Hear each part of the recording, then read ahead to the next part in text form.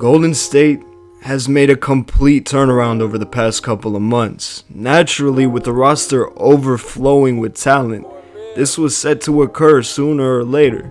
And all that talk about the gap closing, the chemistry issues, and the potential beginning of the end of this dynasty, it's all been forgotten. We're back to the same old disbelief and the dominance and overall unfair advantage this team has over its competitors. But to many, KD's still gone next offseason, regardless, meaning Golden State's reign as an unmatchable force in the league may be coming to a close, leaving that throne up for grabs. Let's entertain the idea. If that is truly the case, then who's next?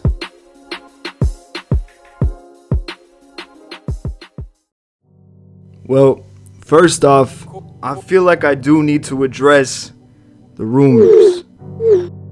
Bruh. I am, in fact, not dead. I'm truly sorry to disappoint. Nah, but for real, I've been gone way too long, man. I'm not about to sit here and give you a whole spiel. I mean, I don't even know where you're sitting at. Okay, all jokes aside, I mean, y'all didn't wait all this time for some long-ass explanation, did you? No, y'all have been waiting for some content. Some cold, hard content. All that matters is I'm back. Clay Allen is back. The basketball poet is back. I missed y'all. I hope y'all miss me just as much. The following video has been in the works since the summer. It, along with about 10 others, just half complete collecting dust in my hard drive. Well, it's about time I blew that dust off, recovered those gems, and put them to use. So without further ado, let's get it. Clay Allen, Season 2, Episode 1. Let's begin. You hear it time and time again, this notion of chasing the Warriors, chasing their success, mirroring certain aspects of their game. But the fact of the matter is, the league is just about caught up with Golden State. Not to say, of course, that the actual talent level and personnel has been matched by other teams, but the latest evolution of the league that Golden State began, that's over. The NBA has evolved. It's not new anymore. Teams know how to play that style of basketball, and more importantly, they've learned how to defend it. You look at Toronto, look at Boston, Milwaukee, Denver, and others, and you see they've already emulated a number of things from Golden State, such as the switch everything defense or the 5-out offense. In fact, many have been doing Warrior-esque things better than the Warriors themselves this season. Now, on the surface, chasing the Warriors is the completely logical thing to do. Matter of fact, that's what you're supposed to be doing as an NBA franchise. You should be adopting aspects of play style, team structure, and culture from other organizations. That's not just how the league works, but how the world works. Great ideas are adopted, built upon, and improved. That's how technology, how art, how science progresses. That is, at its core, where innovation of any sort begins. The Warriors themselves are actually the model organization for modeling themselves after other successful systems, present or past. The entire franchise is a melting pot of varied yet complementary managerial and coaching styles. Just a quick look into Steve Kerr's storied history uncovers a uniquely diverse collection of direct mentors and influences, including some of the most distinguished names in league history. Now, I don't necessarily like the term championship DNA, nor how loosely people tend to throw it around, cause like where do you draw the line in proclaiming that said player truly absorbed the winning culture surrounding him, the habits, the work ethic, the overall mentality? That takes more than just being there along for the ride. That takes truly immersing yourself headfirst into the culture. But after winning 5 titles alongside the likes of Michael Jordan, Scottie Pippen, Tim Duncan, David Robinson, Dennis Rodman, in systems implemented no less by legendary coaches Phil Jackson and Gregg Popovich, and with 4 of those 5 titles being won back to back to back to back, I think it's safe to say that whatever it is, Kerr has it. Then came his tenure as GM of the Phoenix Suns, where he witnessed the innovative system employed by offensive mastermind Mike D'Antoni and executed by, of course, Steve Nash, aka another offensive mastermind. And all this only accounts for Kerr's influences and experiences. We've yet to even touch on the likes of former executive Jerry West, or Nash now as a player development coach, or even figures that were long gone from the organization by the time they struck success, such as Larry Riley, GM back in 2009, and we all know who was drafted in 2009. Or Don Nelson's unique approach as head coach, which quite often paralleled D'Antoni's philosophy, albeit being much more extreme in terms of how nonconformistic he was, how loose he was with the conventional, unwritten rules of basketball at the time. But Nelson's success with the Warriors' Run TMC branded group of the late 80s, early 90s that featured a lineup of 3 guards and 2 forwards, as well as similar success with a similar style of basketball with the We Believe group in 2007, that paved the way for another small ball oriented, positionless brand of basketball to exist today. We could even go all the way through all the influential figures Golden State took from that didn't have a direct connection with the franchise. Long story short, implementing and then improving strategies used by past teams and figures is important and necessary. However, the problem arises when teams get too caught up in emulating one specific team to the point where they are striving to create an exact replica, to the point that they're studying the history and development of that group and trying to recreate that history step by step within their own organization. Because to put it simply, you cannot recreate history. There are so many conditions that must all fall into place in the perfect position at the perfect time in order to reproduce even the most basic piece to the puzzle. There's always some amount of luck involved, and lightning never strikes the same place twice. Secondly, the path taken is almost always a long and tumultuous one, especially in the case of Golden State. So even if you were to recreate certain steps, you'd be recreating the same disastrous course taken for years and years before reaching any true semblance of success. And lastly, by focusing solely on one team, you're limiting yourself, when there are certainly other teams, present or past, to take from whose systems would fit yours well and perhaps better.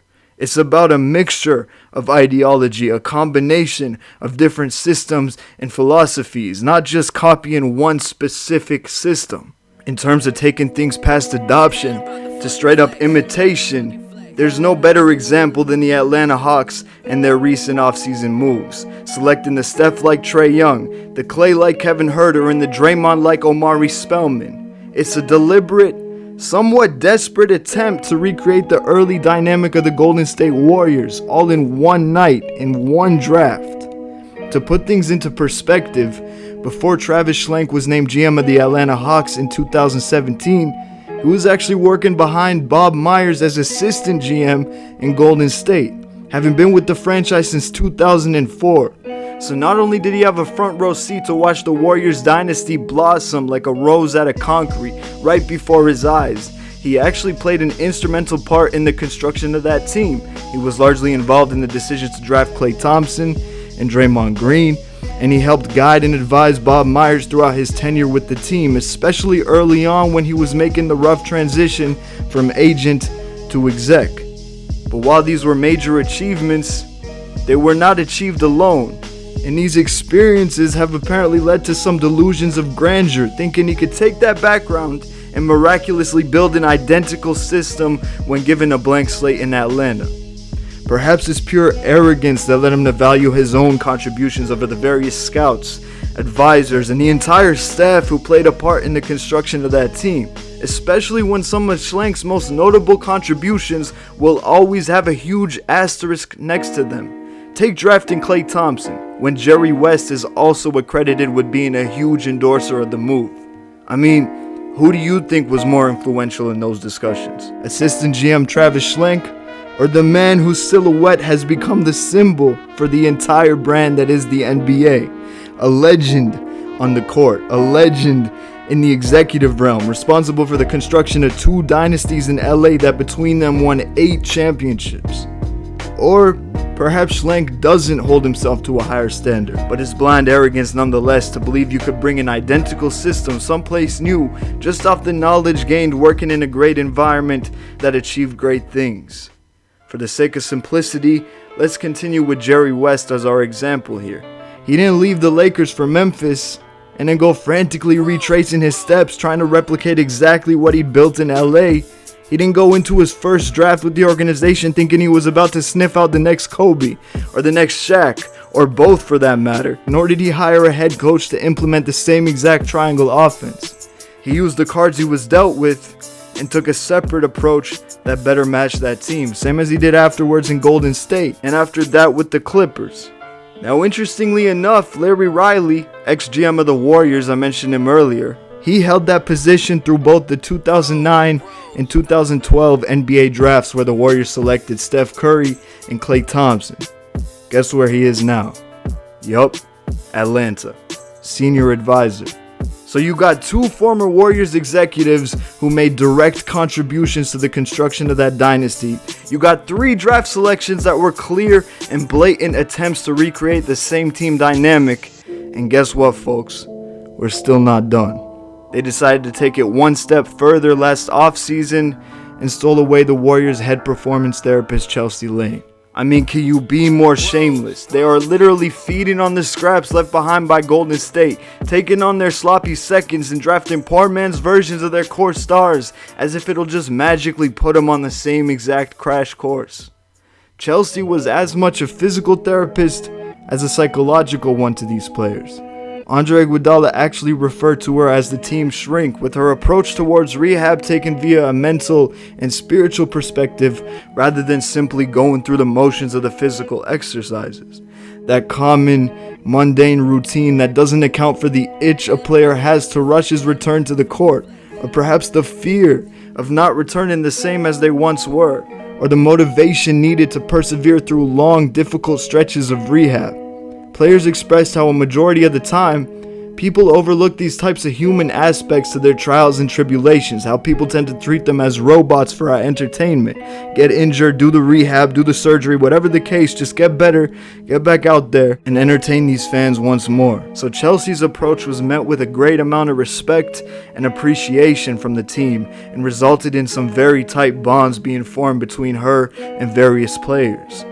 Andre ended his appraisal with, quote, "She's like real family to me."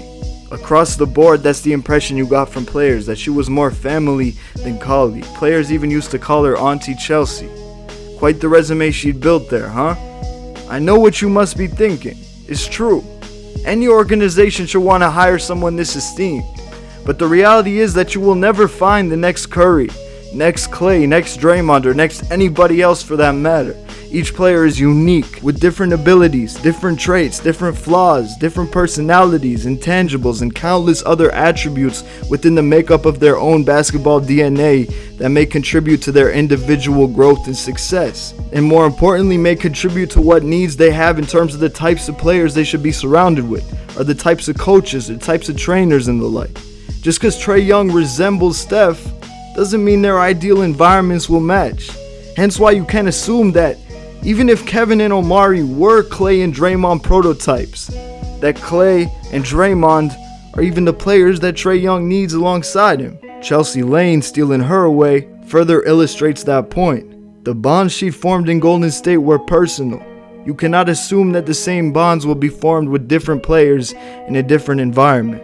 Now, Steph Curry came into the league with questions upon questions regarding his fit at the next level. Scouts said he wasn't nearly explosive enough, nor athletic enough, that he was too weak to handle the physicality of the league, that he didn't have the skills needed to run a team at the point guard position. The concern so prominent that a handful of teams opted to pass on drafting him, including the Minnesota Timberwolves, who drafted two separate point guards ahead of him. You know the story. Similarly, Draymond entered the league with scouts questioning his size, his position, his role, with the widely held belief that he would be bullied and overpowered by dominant big men while being too slow to handle the role of a traditional forward. But point being, before the Warriors initially rose to success, all they seemingly were was a combination of misfits with various knocks on their game, and no team ever had sustained this level of success playing that brand of basketball before. The general sentiment was that the three ball was an inconsistent, inefficient part of the game when relied on too heavily.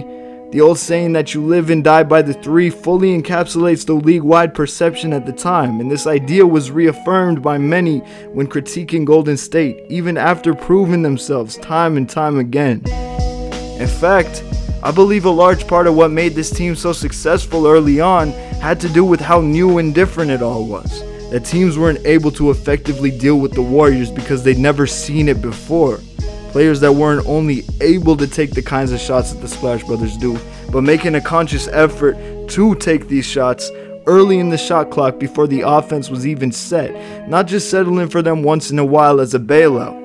The defenses of the time were built to compete with more conventional offensive systems, and by the time Golden State knew what they had on their hands, teams were too slow to keep up in transition and too worried about giving up quote-unquote high percentage looks inside to worry about Steph and Clay pulling up from deep early in a possession. Golden State just seemed to be ahead of the curve when it came to the direction the NBA was headed.